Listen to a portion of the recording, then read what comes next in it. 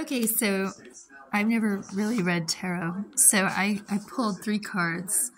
I got Ace of Swords upside down. It says a hand issues from the cloud, grasping a sword, the point of which is encircled by a crown. Divinatory meaning, triumph, the excessive degree in everything, conquest, triumph of force. It is a card of great force in love as well as in hatred.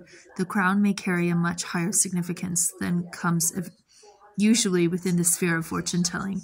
Reverse, the same, but the results are disastrous. Another account says conception, childbirth, augmentation, multiplicity. Okay, so then my next card is Ace of Pentacles, reversed, which is a hand issuing as usual from a cloud holds up a pentacle, divinatory meanings, perfect contentment, felicity, ecstasy, also speedy intelligence, gold. Reversed, the evil side of wealth. In any case, it shows prosperity, comfortable material conditions, but whether these are of advantage to the possessor will depend on whether the card is reversed or not. Okay. And then, oh boy, back to this card. I sort of meditated on this representing a judge, and guess what I got? Justice. I got justice. So let's read this.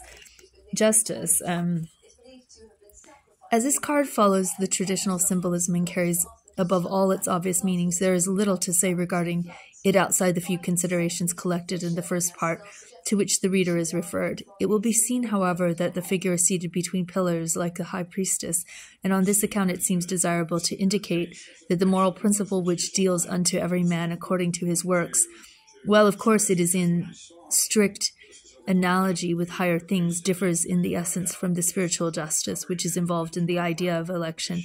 The latter belongs to the mysterious order of providence, in virtue of which it is possible for certain men to conceive the idea of dedication to the highest things. The operation of this is like the breathing of the spirit, where it wills, and we have no canon of criticism or grounds of explanation concerning it.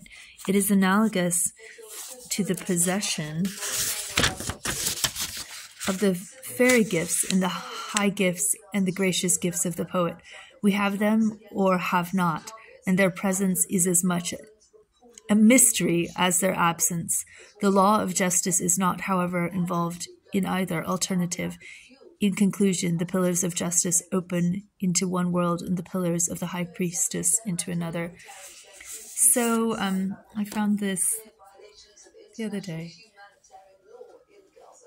And it's an edition my father had.